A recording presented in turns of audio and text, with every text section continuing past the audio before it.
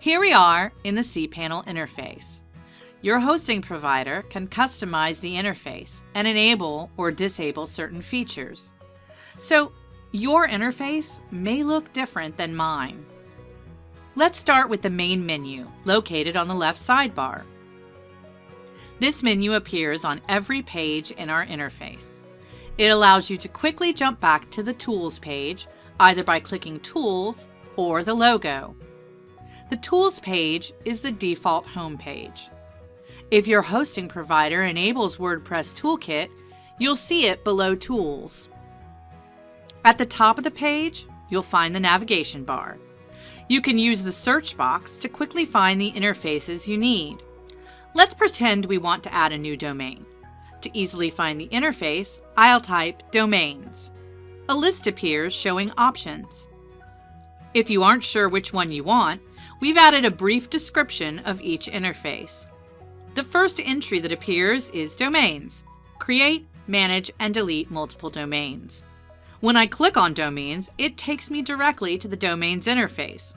You can learn more about creating new domains in the Domains tutorial. I've added a link in the description below. But for now, let's head back to the Tools page. I'll use the main menu to go back. The notifications icon is a bell. If your notifications has a blue dot on the bell, you have a warning, message, or error on your cPanel account. Click the notifications icon to display them. There are a few functions hiding under your cPanel account. Let's click it. You can change your account preferences, change your password, choose the language in which the interface appears, and change your account's contact information. If you've made changes to the order of the feature groups, you can always reset the page setting to defaults with the Reset Page Settings option. I'll show you how to rearrange the order of groups later on in this video. To log out of cPanel, click Log Out at the bottom of this menu. But we're not done showing off the interface, so let's continue. In the middle of the page, you'll find a full list of cPanel features. Wow, that's a lot of features. To help you navigate, we have divided them up by sections based on what each feature does. For instance, anything related to email goes in the Email section. To access a feature, click on the icon or the name. You can click the arrow in the top right-hand corner of the group heading to collapse the group, or click the arrow on a collapsed group to open it back up. Do you use databases a lot? Well, you can drag it and drop it closer to the top. If there's a section that you rarely use, you can collapse it and drag it further down. The General Information section displays information about your cPanel account, like your account's username and your account's IP address.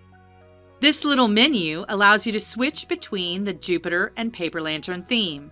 But this video is about the Jupyter theme, so let's not change, okay?